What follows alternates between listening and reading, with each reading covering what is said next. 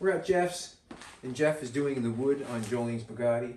And right now, Jolene's getting to look at some of the wood for the back window. Jeff is explaining to her what he is doing, what he has done. We've got 4 pieces here, and he's showing how he's going to do the screws and stuff. Right now, I'm quite happy with how he's going to put that in there and then put the screw in. And Jeff can take over from there. He knows more about it than I do. I'm a bystander today. And yeah, it's really nice. Very beautiful. Like, this is a thinner one, a little thicker. I'm not sure, but he has 3 or 4 of them there.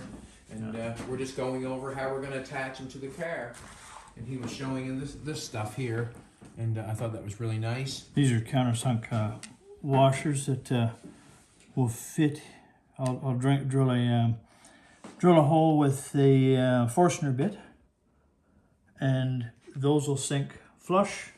And then we're still discussing. My original plan was to use stainless steel countersink washers and screws, but we're thinking maybe now brass, but those will fit in there thusly. That's nice. Yeah, it just adds a little bit of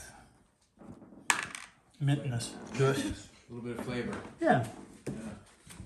So options. Jeff has a couple Jaguars. How many Jaguars? 3. 3 Jaguars. He's got you got one of each nice one, I guess. They're all nice to me. And he was sourced out by Doug. Doug gave us Jeff's name because I did Doug's Jaguar, yeah. Exactly, yeah. He's doing all the work for everybody. And that's generally what's happened. Whoever's doing the work for most of the people with the cars is generally the ones that, we look towards. In the car club, yeah. Yeah. So that was one option that we talked about. This is another option that we're looking at. This is sort of an over-under. So that's a left and a right. And then somebody has suggested they want 2 horizontals the long way, and then the verticals are both half-lapped under. So we're still trying to decide which way we want to go with that. What we have decided is these are all 3/4 of an inch thick. That's a 1/2 inch thick, and we're quite pleased with the 1/2 inch. So I want to see how these fit in the car.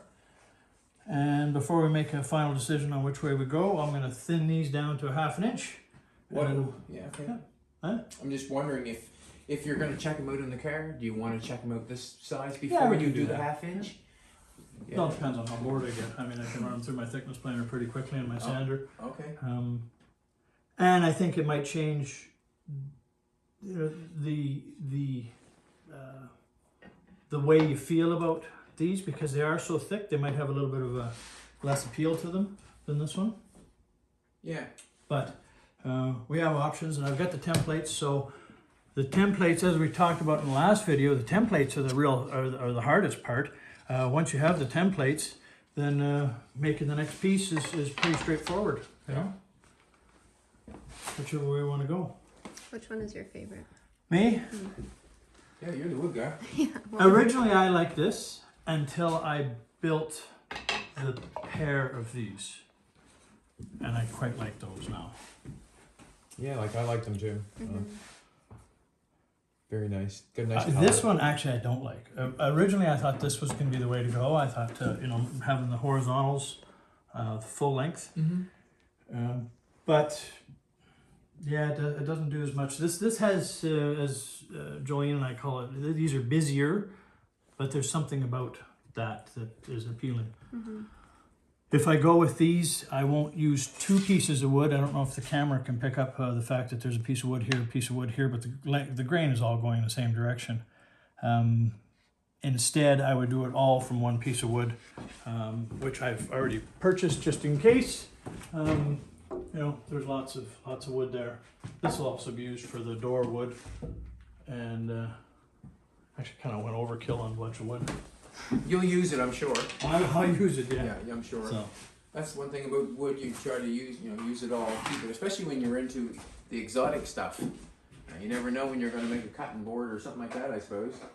Well, actually, for instance, mahogany is not good for cutting boards because it's kind of an open grain, but No, I'll use it somewhere for sure. Okay. Jewelry boxes. Well, maybe we'll have to build another Bugatti. Or another Bugatti, yeah. Start a trend. Start So- a trend. But the other thing that you came here to look at was how we do a veneer pressing. So what I have here, Are you gonna put it on that table or am I Huh? sitting right here? Cool. you can sit here for now. Alright, cool. The substrate, as you can see, well, actually, What's the can't see. substrate? The board? The substrate is the plywood that we glue the veneer to. I could not. This You've got veneer on the side already? Well, I do have veneer on the side Okay. already. The first thing I did with the dash top and this is the dash face. I made it thick enough. This is actually about 0.8 something inches, which you can't buy. I went actually off of the dummy dash. Yeah. So what I did was I laminated 2 pieces of Baltic birch, so Okay. 1/2 inch and 1/4 inch. So that gives me a fat 3/4 of an inch. Yeah. Then, whatever you do to one side, which we intended on doing Yeah. Palmel Sapili, you have to do to the other side. It's called a balance veneer. But because this is the back side of the dash, you don't have to use expensive veneers. So this is actually just a low grade mahogany veneer that I got from a local. So this is the back side of the dash. Yep. Oh wow. So where's the dash? Right behind you there.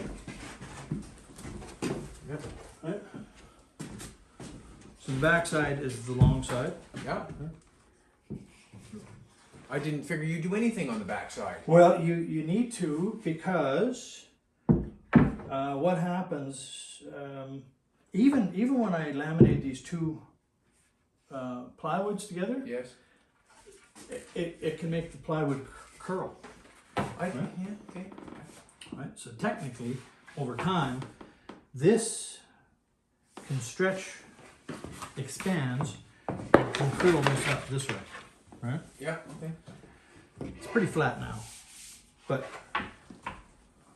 so this will be the face. And why would that do that to that? Moisture The glue. from the glue, Okay. and then also the ability for the different woods to do different things when moisture hits it. So if this has different properties than this, and this took on moisture more than this, it could actually, when moisture hits it, expands. Okay. Can curl it up this way, right? I just know when you set lumber doors, when the sun hits it, turns up, and then when you. Well, that's its own internal stresses too, right? I mean, if you had 2 different lumbers glued together, Yeah. they can, whichever one has the stronger fibers will force the other one to do what Okay. it doesn't want to do, yeah? Haven't played a whole bunch. Well, I've played with wood, but not this. Not this. So, I put a veneer on the back, and then I'm just gonna put that there, and I'm gonna put this here, because the face of this dash is going to be exposed when you get in the car. Yeah. And Okay. Yeah. underneath. Yeah. Good thinking. Wouldn't want to see old plywood going on You there. know what? Well, and you know what? In a lot of the old cars, a lot of the I don't have a piece here. Yeah. The Austins and such, Okay. Did have. they just had it exposed and you painted it. Oh, okay. That's Jerry Hull's. So, but I didn't like that, so I went looking for edge banding, Yeah. which I couldn't find. So I made my own. Good man. Huh? That's what we do. Make our own. Made her own. Make Right? our own. So I edge banded this, Yeah. and this is African mahogany, just like this. Right? Yeah. And I bent that around and glued it. How did you get that stuck on there so nice and? With a whole bunch of tape. Okay. Yeah. Yeah. You have to get it thin enough. Actually, I was playing here Yeah. that it won't break. Okay. So You're probably a 16 gauge there, maybe, or This is 1/32 of an inch. okay. So you had to make sure. Okay, cool. Okay. So what you had to do is you had to play with that and get it the right gauge so you could bend it so it would break. So we kept playing it and playing it and playing it until. And as a matter of fact, on the When you're cutting that, would you cut that on table saw and then plane it sanded, or do you just cut it fine on table saw and then no, I'll go through a planer? I'll run it through the planer to probably 1/8 of an inch, Okay. 1/16 of an inch, and then I've got this drum sander, Okay, you just okay. and I run that through the drum sander. Okay. I didn't know if you just And- covered table and- saw. and- until the drum sander is almost touching the table and you can hear it. Well, I would say you got the planer in there, that blade would be so close that. Wow. No, that the planer will do about 1/8 of an inch safely. Okay. Now for this piece, right, again, I wanted, even though it's up against the windshield, Yeah. I wanted mahogany here. I want mahogany here for when you get in the car, To be safe, yes. and In the front piece. this piece is going to be what you look at all day long. Yeah. So, What you look at all day long. huh? I look at Jolene all day long. So this actually came off of here. Actually, I think it came off of here. So I cut mahogany here. Yeah. I cut this to size less. That much? Two of those. You put that much on the edge of that? Yep. And on the front. Okay. Right. But on the back, you can't get away with that. It won't bend. Right. So. I understand that he's cut the whole top the same, and then he cut that much off the side of it, and then put that on either side of the dash. And that's 1/8. Now, did your front and your back's okay? No, that folds around right nice. So that's got a nice thickness to it. Seems like it would be fun somewhat. Well, When you're making stuff, it seems like it'd be fun somewhat. when you have a mode, Yeah. when you figure out how you want to do it, Yeah. like you talked about, Yeah. what your brain tells you to do, then it starts to click along and Yeah. works great. You know?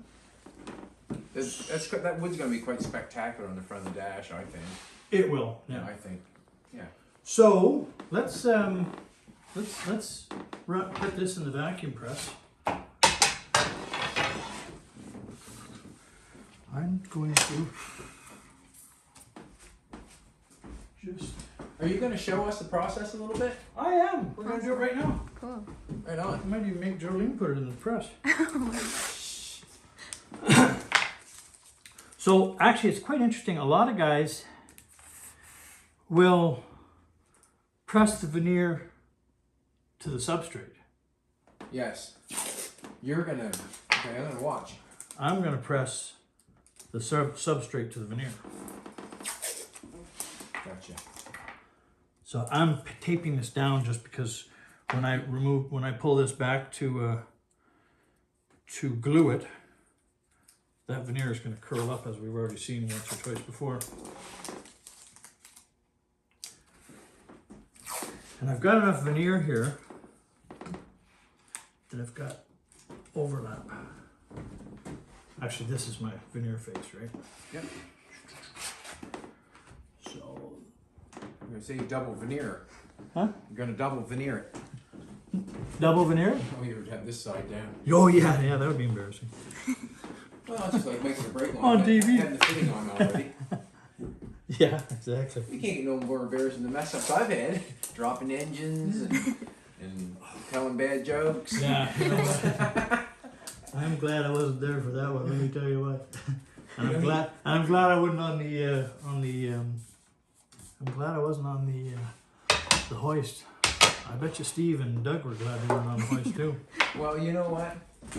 Doug called me the night before. He said, I don't like that. He psyched me right out, sort of thing. I kept thinking about it, Usually I wasn't thinking about it much, but then Doug called me and said, I don't like that hoist. I don't like it. I said, okay.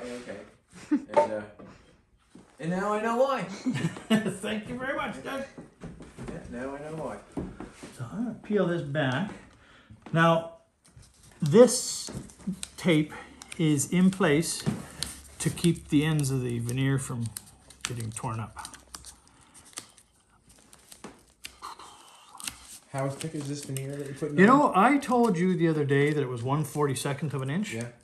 and I put my caliper on it. It's 1/64. Wow. It's even thinner than. Yeah. I was. And I'd always thought that all veneers were approximately 1/42 of an inch, and I went and checked about 6 different veneers that I have. So, So when you're putting that on there, does it matter about dirt or anything? It must Yeah. matter a little bit. Like, it all telegraphs through, right? yeah. So, for instance, you see in here, Yeah. I've filled some of these little voids with filler and sanded them back Right. because So- it's unbelievable. You know, like we're talking about the details. Okay. You know, when you're looking at a car from 100 feet away, you know, it's a show car. Yeah. But as you get closer and closer and closer, you find all the flaws. Take your sunglasses off. And, ooh, Yeah, and you find all the flaws. Well, you know, that's male or female. I'm sitting here working under all these fluorescent lights, Yes. and you know, this stuff doesn't leave the shop until it looks Nice. good to my eye, right? Yeah. So, this is called a vacuum bag. Where did you acquire something like that? Did you make it? No, I bought it, actually, am I allowed to say names of places? Veneersupplies.com in the United States. Joe, I've been buying veneer from him for years. I've just about every piece of veneer that I have, it comes from him. Yeah. The veneer bags, this is actually a high-end veneer bag, so it's quite stretchy. It's nice. It's one of my favorite ones. I've got a couple that are polyethylene. They're very firm. I bought quite a large one to do a tailgate for a 1940 Woody. Yeah. I used it for that, and There it goes. it's back there, but You'll This use it again, I'm sure. Huh? You'll use it Yeah, again, I'm sure. yeah. But this is my go-to one. So that And the reason you like that one more is more flexible, or? it's flexible, huh? Okay. It's stretchy, and you know. That it's sucking. You know when it's formed a good bond. Okay. And you're just using normal wood glue? It's Type Bond 3, so it's a waterproof wood glue. It's has longer open time, but it's also a little bit more tenacious. It's firm. It's solid. Other Type Bond 1 and 2, your LePage's glue, which a lot of people see. Once it's set, it has a little bit more elasticity to it. Okay. This has a firmer set to it. So once You're less moving on number 3. that's right, Yeah, less. because this, You want no movement at all if you can get it. if you can get away with it, Yeah. right? Because your substrate is probably the most stable piece. Then you have to get it you have to get the veneer to stay with the substrate. I didn't realize there's so many things you have to you think about with wood, you know what I mean? The only thing I think about wood, I gotta go down to the basement and get wood to put in the fire, but all the stuff he's saying, like, you know, how that would dry and how it wouldn't dry and how the Well, you substrate talk has to about be, you talk about shrinking and Yeah. expanding metal and Yeah. doing this and doing that, and you know, I have to think about that stuff too. You know, when you're building a cabinet. I'm starting to realize that. Yeah, I suppose when you're building a house, I can always remember being told to look at the lumber and Yeah. make sure the crown is on the outside. You get the crown going on the inside, you can have a horrible looking house. You know, when you do a tabletop, Yeah. right? And you laminate all these boards for a tabletop. Yeah. You want the grain to go this way, this way, this way, this way. Oh, is that right? Right? Otherwise, the whole tabletop will crown on you, right? Oh. Well, there you go. I like to write a little something there. Joe, so what happens if veneer comes off? We know where it was for and where it was from. That's right. Or it also helps me decide how much glue I've got. If I've got enough glue on here or not. Yeah. You want to be able to see the pencil marks, but not too well. Does it matter if you get glue on your veneer on the other side? I'd rather not, but it'll squeeze out a little bit, You need to sand it off. but it'll just trim off. Okay. Just the foam brush is what you use most times? You know what? I used to buy these really expensive rubber rollers from Veneer Supplies, Yeah. and I tell you what, you'll watch here in a second. You're getting the same deal? No, I end up putting them over here to sit, and about 4 hours later I realize that I haven't cleaned them out. And $8 or $9 down the toilet. These are about 60 cents a piece. I still try and wash them out, but if I forget, no harm, no foul. So that's about enough glue, great amount of glue. See how equal it is? Seems pretty equal. I see. You can still see Jolie's Bugatti. Yeah. Yeah.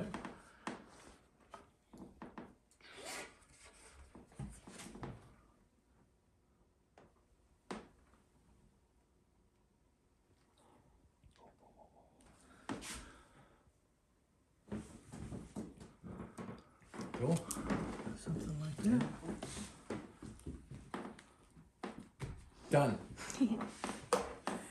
Yeah. It's a pizza now, isn't it? You gotta Yeah. cook it. You want a hand with that? Holding that bag open? I've been doing it for so long. Okay.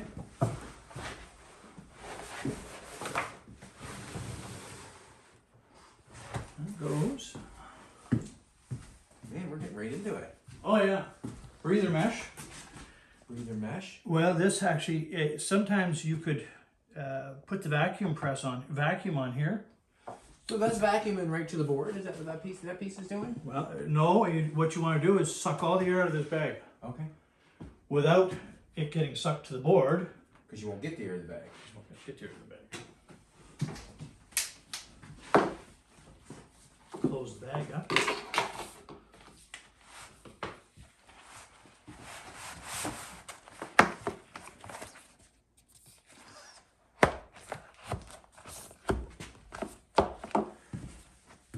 Man, we're in for a treat. Huh? We're in for a treat. Just got a little tiny air compressor. No, it's not an air compressor, it's a vacuum. Okay, sorry about that. We got a vacuum cleaner.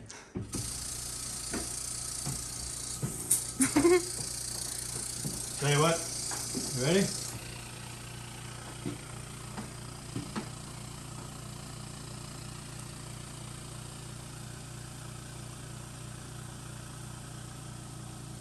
Wow. Look at that.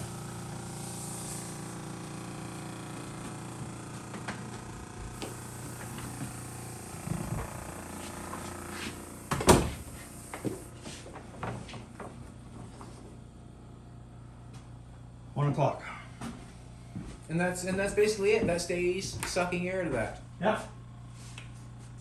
Cool.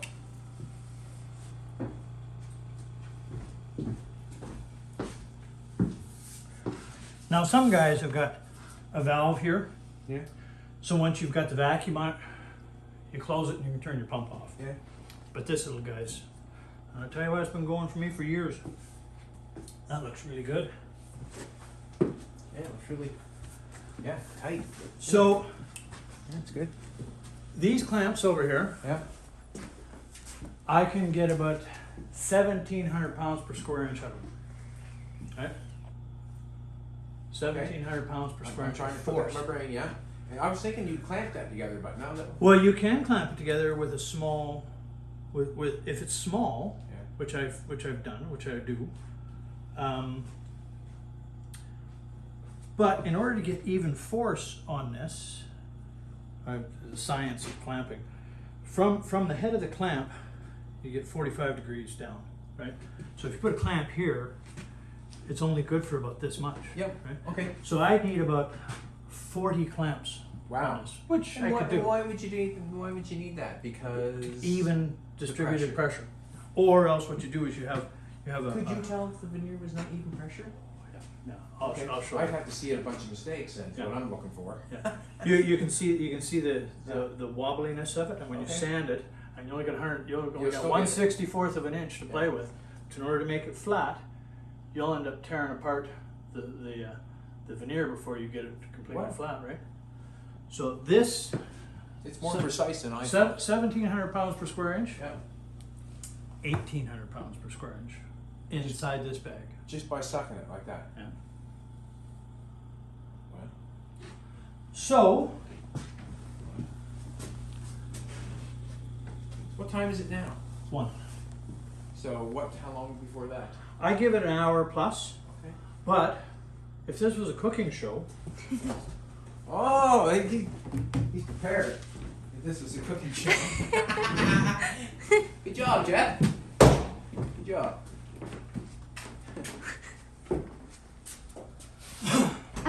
Who was cooking that thing? well, actually, you know what? Because we were gonna do this on Friday, Yeah. but because of the weather, I got really worried because this was quite brittle. So this is your dash top. Okay. Right? Is this a veneered piece of plywood like the rest of it? Because it looks like a piece of wood. This But it's all veneered. this is this, Okay, so you got a piece on the side, Right. a piece on the side. Wow. and this again is 2 pieces of plywood. It's 3/4 inch, Yeah. and that 1/4 inch to give me a solid 1 inch. Mm-hmm. Right? It's got this up front. It's got this on the sides, and then it's got piece of- that thinner Yeah. piece. Right. Cool. So this is what I end up with. And there's your dash. Can I feel it? Yeah, you bet. Wow. I'd paint that. Huh? I said she's smooth. I'd paint that. Very Well, I mean flat. You know, if you know what I'm saying. Like, I mean, I just feeling if there was any stuff. That's cool. Beautiful. Well, you remember that piece that we have that's in the car? I do so. Wow. It's gonna be gorgeous. in there. It's gonna be gorgeous. Wow. Absolutely gorgeous. Huh? Holy. I get a smile on her face. They're gonna come over and they're gonna say, "Let me look at your wood," and I'm gonna say, "No, it's Jolene's car." Wow, beautiful. And actually, just by hook and by crook, that happens to almost be in the middle. Right? What just happened? You know, and this is gonna be looking at you. What did you wipe on that? Just add. Actually, it's a shellac thinner. Okay. So it's just on there for looks right now to Yeah, see what it looks it'll like. flash, and it'll flash flash. off. Yeah, it'll flash off.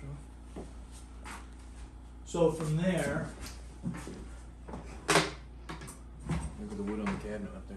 That's Oh, wow. nice. Yeah. It's cool. Yeah, I was gonna ask, are you trimming anything there? Huh? You gonna trim that? What you're gonna show us? so this actually is a scalpel. This is a surgical I just scalpel. want to let you know, Jeff, before you do that, you show all messes, all mess ups.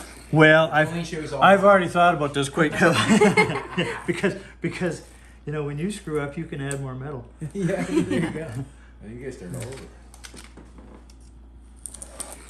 That's just a scalpel. Yeah. Some sort, nice sharp razor blade, obviously. Well, it's actually it's better than an X-Acto. Yeah, it looks like it's working a little better. I use it for leathers for jewelry boxes, and also for cutting mine. What got you into the hobby of this? Just having something to do when you get off work? No, The car? my father. Well, you saw the pictures of Dad's cars downstairs. Yeah. His first car was a '49 Jag Mark V. I mean, and, you know, the dashboard was just amazing, but it was a basket case, so he veneered it all himself. Yeah. You know, the speedo and the tack were a beautiful big circle, and then a 45-degree chamfer all the way around that was also veneered. You know, so he took a piece of veneer.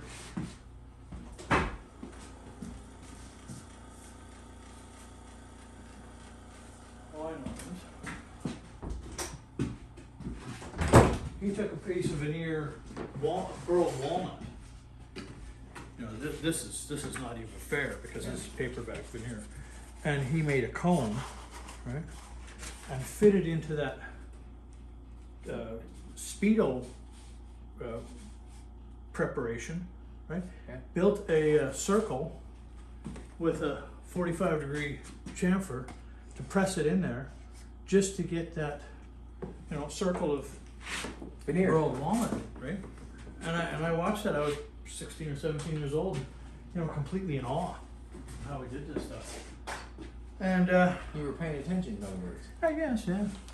No, that's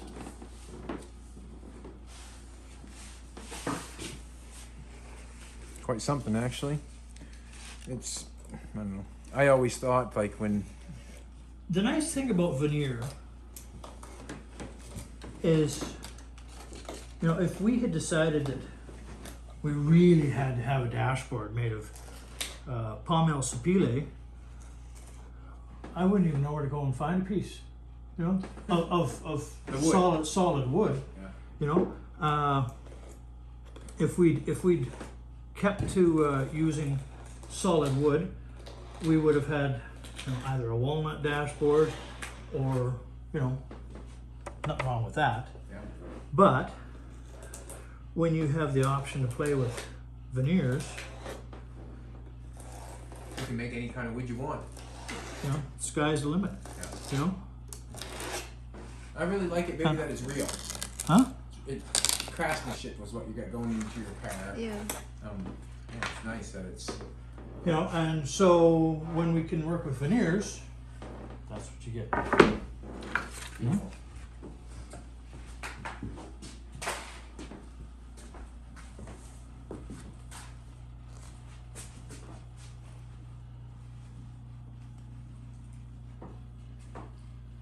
Easy.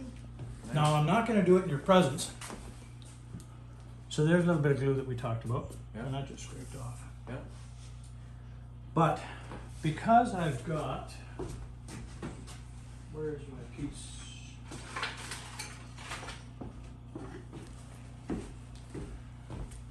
You can sand that all the way around, is what you're saying? Well, I'm probably going to 45 it, or chamfer it with a rotor bit. Okay.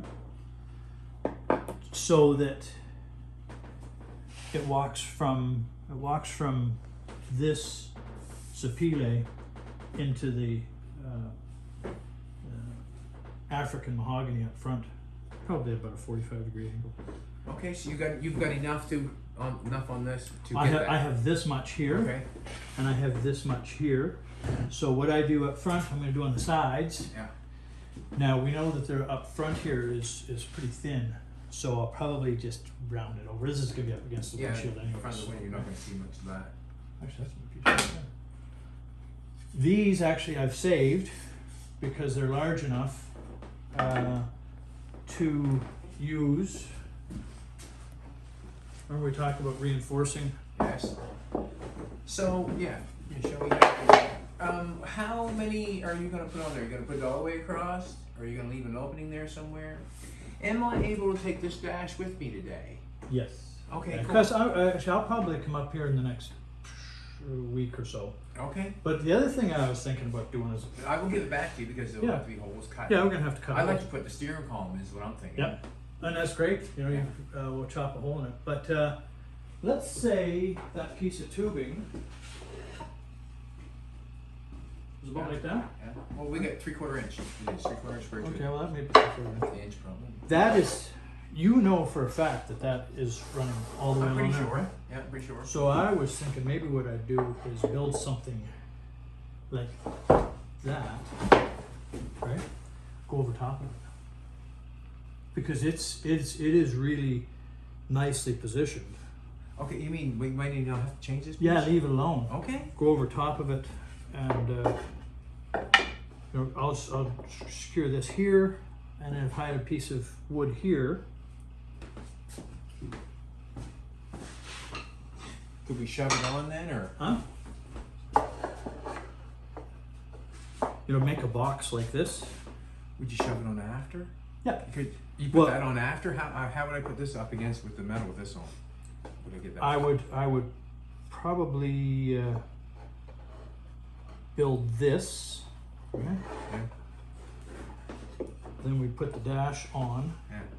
and then come in here and do this. I put one screw in there, and actually probably one screw right into your tubing. Okay. But anyways, when we get together and have a look at this in the car, Yeah.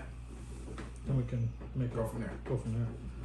Yeah, so we don't want to cut that open. We don't want to cut that up just yet, anyways. Yeah, because I was thinking if I'm going to move the metal around, I'd like to have the dash almost in place, screw it in place, and then I can move it where it's out of the way. Yeah. Well, we may end up doing that anyways. Yeah. But I've been pondering that too. You know, how can you leave that tubing alone, because you know it sits so perfectly on that tubing. Yeah. I think Yeah. we'll see. I think it does. It just Yeah. it comes right to there. And then the centerpiece holds it. So, and I've got this line marked I can. here. So that line is right here. There's the center line. I've drawn a center line here, Yeah. so I know where that sits.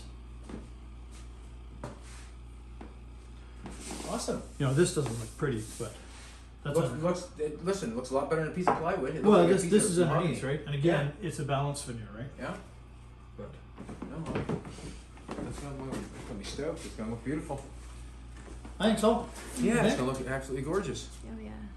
This process here, this is cool. You don't realize how, you know, how much you can do. All that goes into it, huh? Yeah, well, you know what you can do on your own if you know somewhat what you're doing, right? I mean, let's face it, you have to have the stuff. You have to have a little bit of knowledge, but it is possible that you can do your own. Well, I tell you, I mean, lots and lots of reading, and you know, I mean, thank goodness for the internet.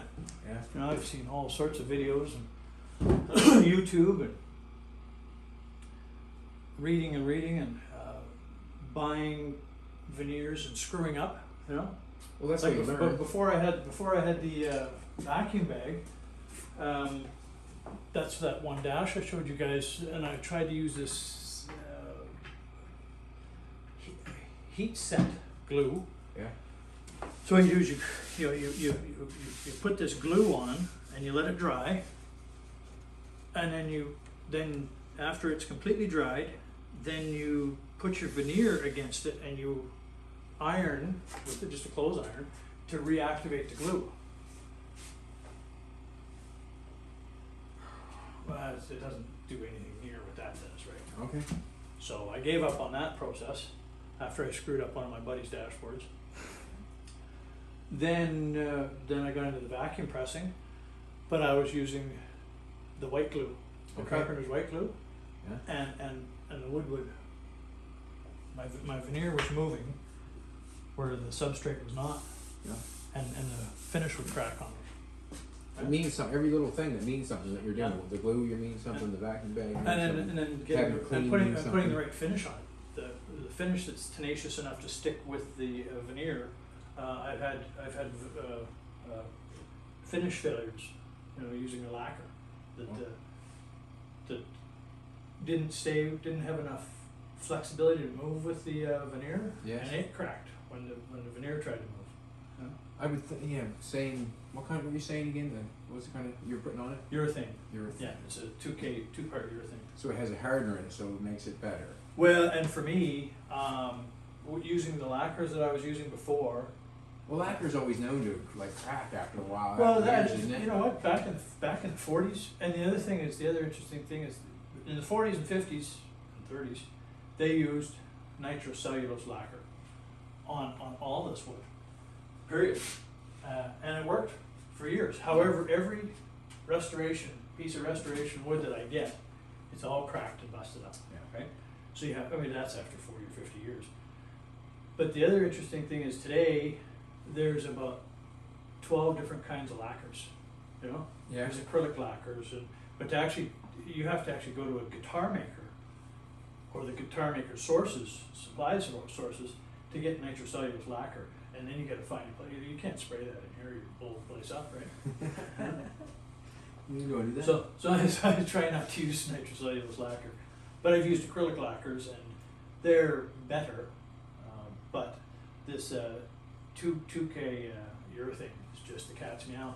The other nice thing about the 2K urethane is I can spray urethane today, and maybe not tomorrow, but for sure the next day I can be sanding it Yeah. and working it. You know, So polishing it. from this piece here, you said you're going to 45 the edges a little bit or Yeah. whatever. Then you're going to what? Well, Do you paint it? Do you no, brush it or? no, I'll spray it. Okay, I'll spray it. spray it. Some guys put a primer on, but I find the best primer is the urethane. I just put the urethane down and let it soak in, and the wood takes as much as it wants. And usually the first 4 or 5 coats, which I can get in one evening, Yeah. are pretty much a write-off.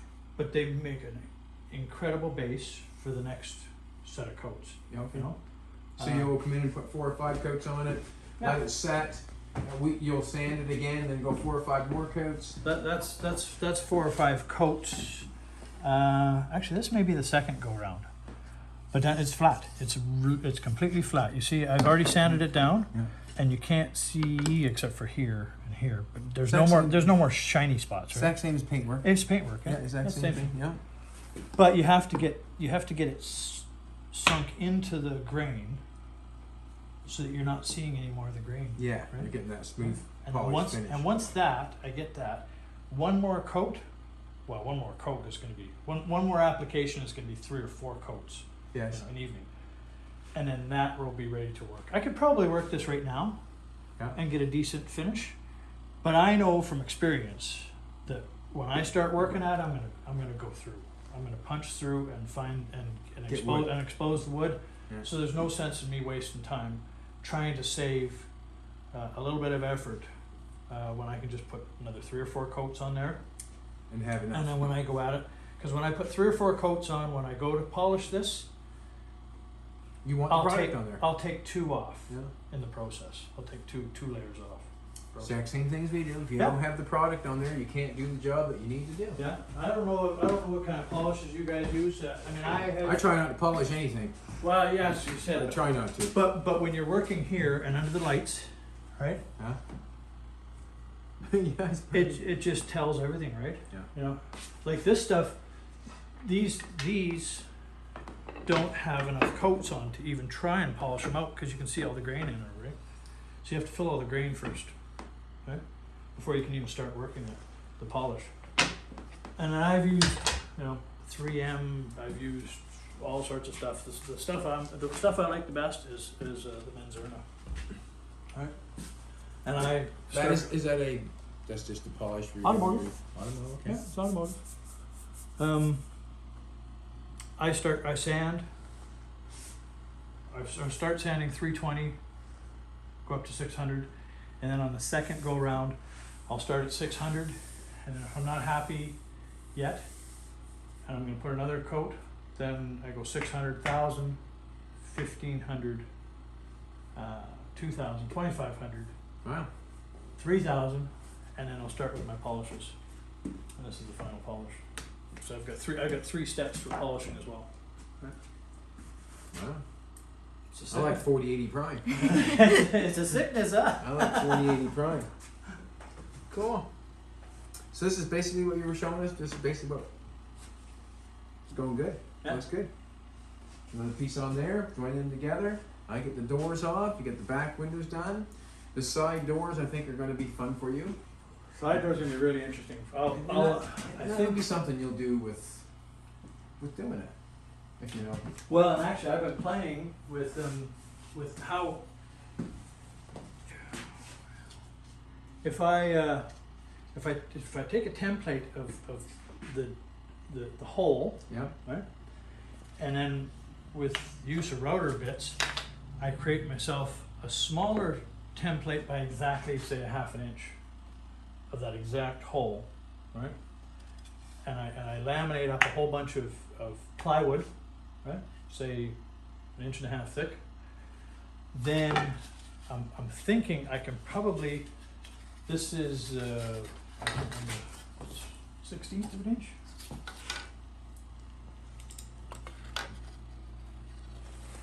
.069 is what? 9 1/28, 5/64, so 1/16 of an inch. This is, well, I think when I get the door here, the aha moment will show, but I'm thinking initially, what I might do is like I say, create a template, you know, that's maybe 2 inches thick. I think the door is 1 1/8. Yeah, 1 1/8. two. They're probably two now. With Yeah. with the filler on them. So this is 2 and a bit. Yeah. Right, 2 1/4. And just start laminating this stuff over my Cut out.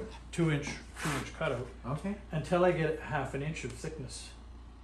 Is that what you think you're? And then once I have it 1/2 inch of thickness, Yeah. it must fit in that hole, wouldn't it? Well, probably. If I took Yeah. a template of the exact hole, and then cut it back 1/2 You inch, shove it in there, and you then can trace start it. adding Yeah. 1/2 inch of ply. Yeah. Then when I fit it in the hole, I can trace out the What door, the door all the way around, and now I have a complete inset for the door. Gotcha. Then that's just inside the door. Yeah. We also want it Yeah. to drape down, right? Yeah. Then I would come back and take, you know, Some piece. more. a piece of, you know, 1/4 inch, Wow. you know, like that Yeah, to face it, to face it. and then you'd have to place And it then all. I can trim that back, trim this in here, and then I would have the face piece. That's going to be a fun little project. That's what keeps me awake at night. But you know, like you say, once it's there in front of you, and your brain starts telling you what to do, you know, you can't really figure it out without Yeah. having it in your face, right? I had a plan for that fender yesterday. And, Oh, I watched that. and, Yeah. and that my plan didn't work out at all. It just kind of come to you after you get going But- with it, right? But yeah, you didn't go backwards too much. Not too much, Just- but my plan didn't work. I thought I was going to make one piece on this end, one piece on the side, but it didn't prevail that way. I couldn't get both shapes what I needed, so. But it worked out in the end. Same as you'll do on the door. If it doesn't work, you'll come to another spot. Yeah, we'll where go to you'll plan change B. Plan B. We got lots of wood. Yeah, and that'll be whatever it takes to get it done. You know what? We got the tools. Yeah, this process here seems like it'd be quite something. Yeah, I suppose you can shove that in there. That's how you get Actually, you know what? The most interesting thing will be, the Getting- outside piece. well, no, getting you know, a piece of cardboard up against the window, Yeah, tracing that out, right? And then you get a perfect template of the door, right? yeah, So let's say this is the window for the door. yes, Right? Yeah. That's the perfect template for the door. Now I have to be able to cut a perfect, and I can do it with the router bits. Exactly this, 1/2 inch less, yes. right? Yeah. So I want to get rid of 1/2 inch. Exactly 1/2 inch, or the exact same amount all the way around. Yes. And it's got to follow the template of the door. And then once I get that, I can start laminating these until I get exactly 1/2 inch, and then I come out to the exact right size. You can trace it. Then once it fits in the hole of the door, and as we all know, I have to do that twice because And The- don't the- plan on both doors being the because same. no, I have to do that twice because the left door and the right door are different. Yeah. Right? We know that. Yes. Right door and left door are different. Well, just the way the two rear windows are different, right? Yep. So Cool. yeah, all fun. Thanks very much. Will you show us your cars real quick? Yeah. Let's go look at them. Jeff's got some amazing cars. Like, some nice cars. I might as well take this dash with me, Yes. okay? Because I might plug a hole through it. That won't bother you, will it? You got No. all shapes now. I might plug a hole through it.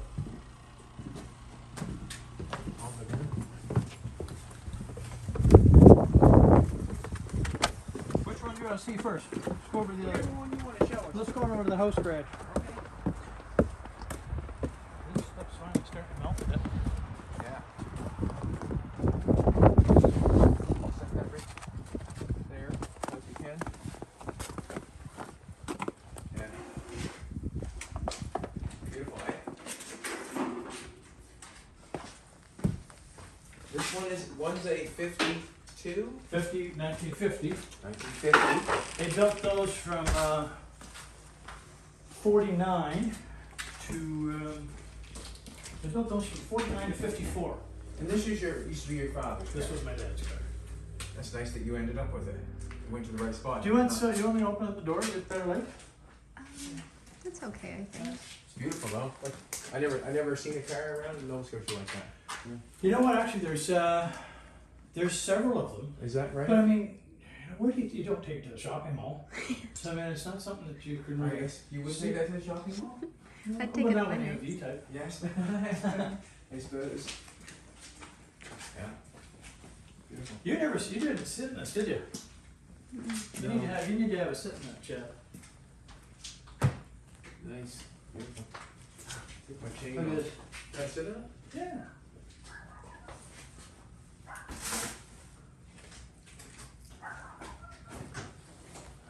That just pulls in. That's cool. Look at that, would you? Yeah. Just pulling the door. The latch here pulls in the handle. Oh, wow. That's cool. All right. I know it's ass first. Actually, this is sort of. This is. Remember we were talking about the E-type where they put those paint pans in? Wow. This is a flat floor. They never put an impression on them. And that's it. You know what? I've actually drilled more holes to get that seat to go back probably another inch. Wow, that's awesome. And there's barely enough room. You'd Huh? like this, baby? Huh? Yeah, it's awesome. Wow. This thing's awesome. Beautiful. I'm gonna let these beasts in. Beautiful. There's a little mirror, eh? Wow, that's so cute. Huh? I want one of those. Oh, here comes. Hi. Trying to get out right here quick. Line up. Hi. See if I can get my. I just can hold that door. I don't want to hit the paraboard or anything. Big ass boots. Hey dogs, how you doing? Remember Chad? Last time he was here? You know something? Hi. This would not be a getaway car. You might jump in. Well, but actually, you said ass in first, but actually, I go in foot first. Okay. The E-type, I go. I'll put my ass in first. You gotta give her a. No, I'm not slamming it. Can't talk me into it. Can't talk me into it. That's like a Jerry's house, huh? Yeah. This was a getaway car. This was the fastest saloon car ever made by the time in 1960. 1960 was the first year they built this. I think Bernie said this is the last of the good ones. Yeah.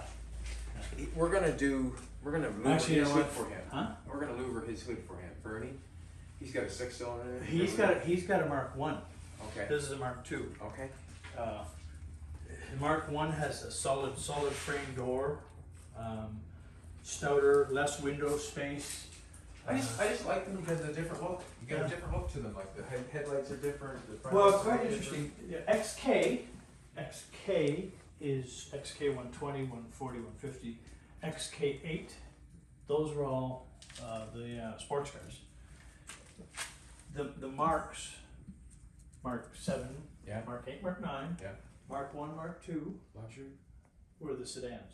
Okay. And then XJ6, which you now have one of, Okay. XJ6, XJ12, those were the sedans.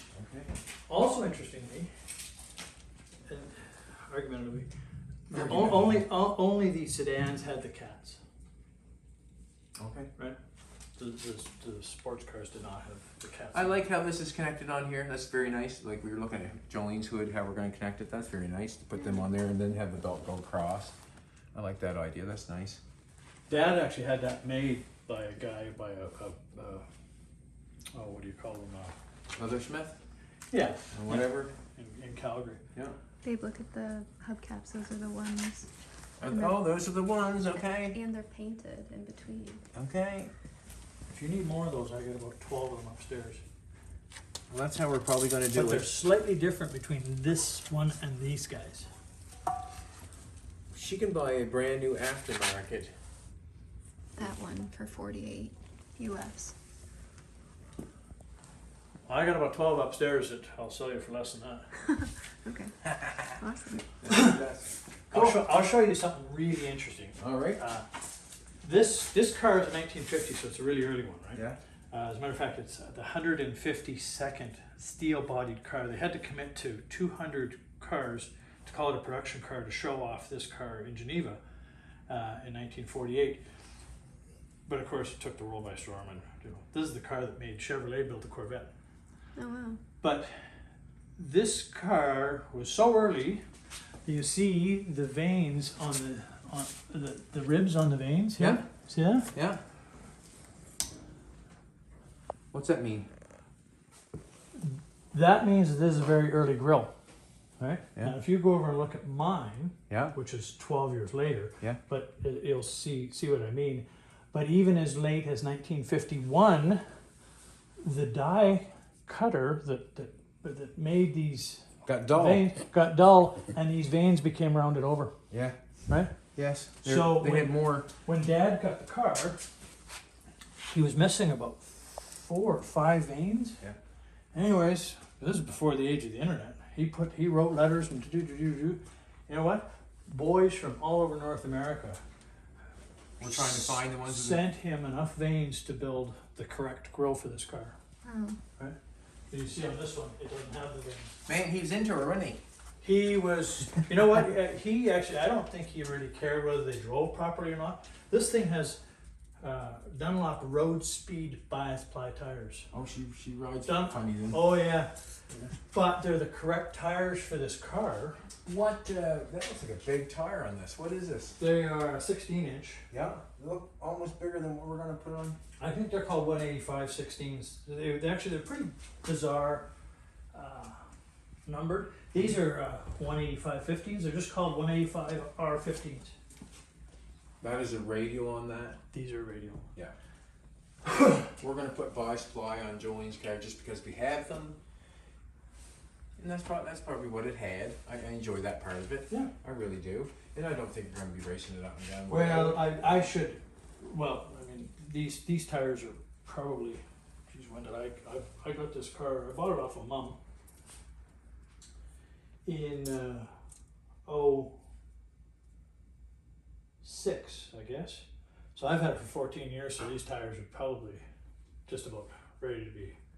No, the little nibs are still on, right? As long as you're not in the sun, I think them tires will probably be fun probably forever, you know. But when I replace them, I'm going to put radials on because I've driven several of these cars with radials. And Totally it's different. Day and night. Yeah. Just a joy to drive. I've had my first old car had bias ply tires on it, and I just thought it was wow. How did you hug your girlfriend and drive this?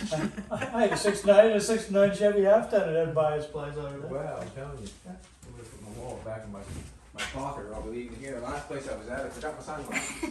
This is the first set of wood that I ever did. Okay, I looked at the wood, very beautiful.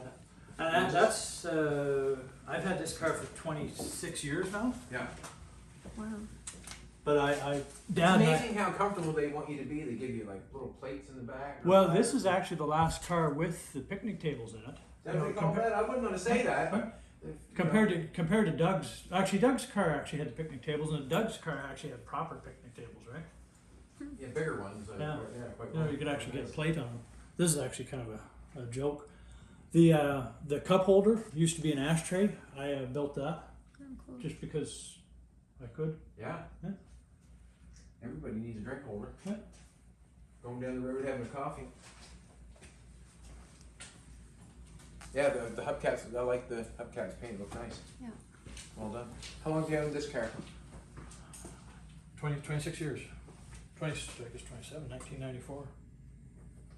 This was my car, and that was Dad's. Actually, we found this. We were going up to look at a completely untouched 1952 XK120. Okay. Because Dad's car came in boxes, so we went up there to take a look at it underneath, take as many pictures as we could of it, and the old fella said, "I've got another one over in the barn." So we opened up the barn door, and here's this one. Anyways, I left it for about 6 months, and I phoned him up. I said, "Would you sell that car to me?" He hummed and hawed. he says, "Are you gonna take care of it?" And I said, "Yeah." I said, "You know what?" I said, "I'd love to have it." I said, "You know," I said, I'll cherish it." I said, "I don't have the money right now to fix it right up, but I said it'll be mine." And so he says, "Well, have you got a trailer to come and get it?" And I said, "No." He said, "Oh, he delivered it to me in Calgary, 120 miles on a trailer, and worked on the brakes, and I rebuilt the cylinder head and did the wood, and then slowly but surely completely restored it." I was working in Yemen, which is just south of Saudi Arabia. Yemen, and we're working there in 2005. So, what? Almost 20 years later? No, 11 years later, and the car was done. Did you see it? I ran into his neighbor.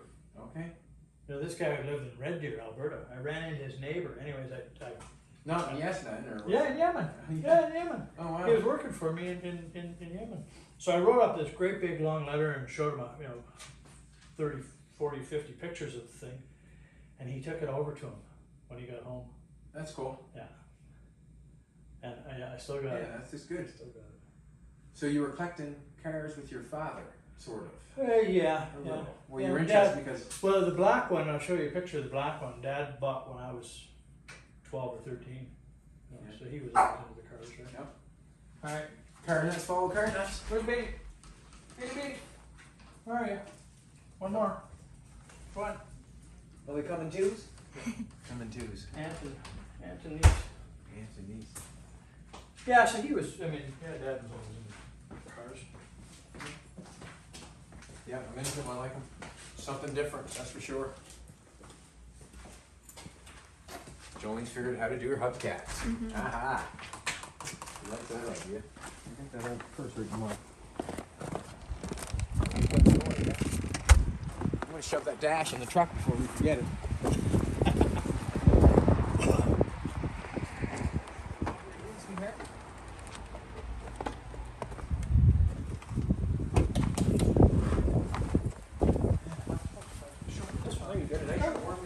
Oh, yeah. Get some more wood in here. I like your little tractor. Huh? I like your little tractor. Snow removal. Oh, geez, I'm telling you, that'd be something we use, baby. You know what? When you brought that 305 home, Yeah. you need my tractor. Beautiful, eh? Wow. I can't say what I like them both. The 52 and this. I like them. They all- equally the same. Actually, it's funny the number of people that like the sedan. Oh, is the that right? most. You know, and I love the sedan because it was mine, right? Yeah. This belonged to a gentleman that Dad knew. And I've known this car since I was 13 years old. And when he passed away in 07, I didn't have the heart to approach the family. Anyways, Yeah, it was kind of touchy subject. 3 months went by, Yeah. and his daughter phones me up and says, "Look, here's the deal." She says, "I inherited the car, but before Dad passed away, he told me if she couldn't afford it, couldn't keep it, didn't want it, she had to give me first dibs on it." Cool. You must have talked to him before, eh? Well, no, I've known him since I was 13 years old, and he knew that I loved this car. Oh yeah. I love the E-types, and I probably could have bought an E-type, but there was something kind of special about Selwyn's car. And this is actually quite a unique car. It's an early car too. I talked about the 120 being an early car. When you're into the mark, you start noticing the very subtleties. This one doesn't have a flat floor. That's a very early car though. Okay. So, and actually, the flat floor was actually a little more uncomfortable Check than out the this. seats. The seats are very early. The aluminum fascia on the dash and the console indicates that it's quite early. This is the 5567. I think about four or 500 of the non-flat floor cars. But shortly thereafter, they got rid of the aluminum fascia. Yeah. The Americans didn't like the aluminum fascia. It was reflective and hard on. Do you mean the stuff that you Yeah. have in there, this machine sort Yeah. of? Yeah, Yeah. okay. The What didn't they like about that? it was Something to complain about? Yep, it was going to be hard on the eyes, so they had to get rid of that. Okay. The toggle switches on the dash had to go because they could impale you. What do you mean impale? Well, in an accident. I mean, you're in an accident, you're not going to last very long in this car, anyways. So those had to go. They went to a rocker switch. The aluminum fascia turned into a vinyl covering. The seats turned into a two-piece bolster and back. So a lot of things had to change. Yeah. Okay. Well, actually, a lot of people said those seats were just horrible, horrific, right? But you know, they're one position. They go forward and back. But you know, for you and I, actually, quite interesting. They also had to put a divot in this back trough where the rear axle is, Yeah. and that allowed the seat to go back another half. Is this one a little more room than the other one? Yes. Yeah. No, you want to sit? You can sit. No, that's fine. I'm fine with it. Got some more dashes up here that he's done, obviously. And I like looking at his cars. Yeah, very nice. Beautiful. Inspiration for the day. There you go. Look at this now, would you? He's so committed, he's even tractored his Jaguar at his tractor. Oh, you like that, huh? Yeah. And you know what? That's not an aftermarket cat either. That's the real McCoy. That's the real McCoy. I had a That's a 66. Kubota Jag. Yeah, I had a 66. That's a Jaguar. Jagoda. I had a 66S type and a 63 Mark II parts car. And of course, first thing you do is you take the cat off. Okay. And Oh, cool. Yeah. There's the Oh, wow. clock. yeah. That's cool. I gotta take a look.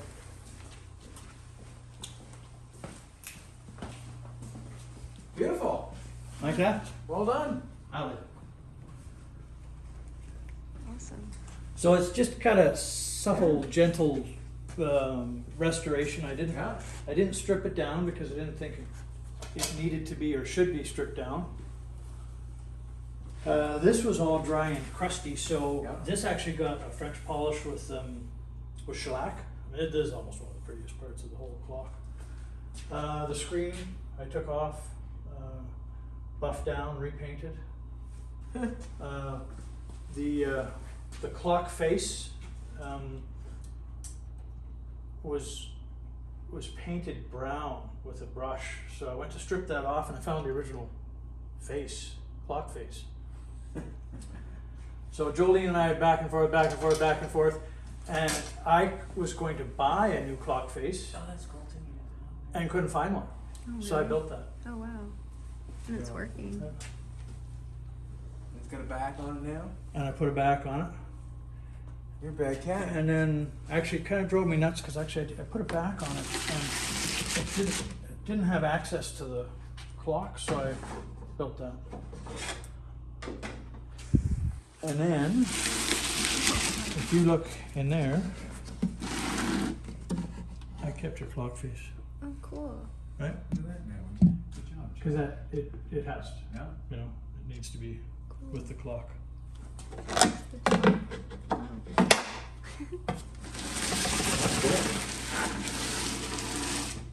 That's cool. I think it turned out okay, huh? Beautiful. Beautiful. Awesome. What do you think, sweetheart? I think that's our wood today. There you go for the day. I learned something. Yeah, I did. I learned that there's a lot more thinking in the process than just gluing a piece of wood on. There's a lot more thought that goes into it. Yeah, what the glue you're using. I have to use all the words you use. Substrate. Substrate, yeah. It stays straight. That's what it's for. The substrate is to stay straight. Vacuum veneer. Yeah. Yeah. In the vacuum bag to vacuum it onto glue. I would think that a clamp would have more pressure than a vacuum bag, but that's not true. Yeah. I learned that too. And I see that Jeff has a lot of claws and polishing pads over there, so you know what he does a lot of. Polish and wipe things off. Including curves. Wow. Wow. Beautiful. There you go. Can you get that? Now, would you, huh? Looks like it's wet. Crazy. You know, that is from an Austin, Westminster, Austin, Westminster. which I think sort of looks like Jerry's 1800, Okay. right? And nothing against Austin, Westminsters or Austins, but you know what's an Austin worth, right? And the wood that they have in there, actually, I looked at it. A guy was wanting me to do a MG Magnet, and it's got more wood in it than my Mark II. You know? Okay. And you consider the cost.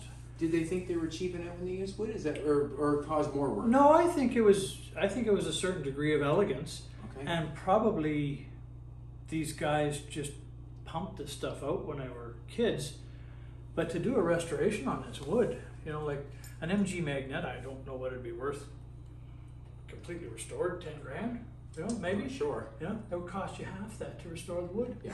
That's probably Really, you know. What's with everything, is it not? Sort of like if it's in really rough shape, you're gonna spend more money than it's probably I mean, a worth. Rolls Royce or a Jag, you know, you don't mind spending the money to do that, but you know, like an Austin Westminster, Jerry had that, and he found it and asked me to restore it, Yeah. in you know, in between other jobs, and it's just the dashboard, just the 3 or 4 pieces of dashboard, but I mean, it had door caps and the whole bit. I mean, my goodness, the car. I mean, Cost you a bunch, eh? Yeah, it would cost you a bunch. It'd look really elegant when you're done, but you couldn't afford to do it because It's not worth car's it not to turn worth in. it. Yeah. Gotcha. Didn't know you drove a motorcycle. A road I ride don't. motorcycle. I don't. My mother told me when I was 18, actually 16, if I would please wait until I was 30 before I bought a motorcycle. And when I was 30, I went to her and I said, "I know what you mean." So I've never had one, but this is my wife's nephew. He's from New Brunswick, and they trucked it to. It's a Ducati. It's a Ducati monster. He had it trucked to Moncton to have it serviced, Yeah. put a new tire on it, and then they were bringing it here, and they're bringing it to Bridgewater. They were going to meet in Dartmouth, and father's truck broke down, so they had it brought here and delivered here. So I'm now caretaker of a Ducati. There you go. Yeah. Cool. But I won't be driving it anywhere. Guaranteed. Alrighty. Have a good day, everybody. We are. See you later. See ya.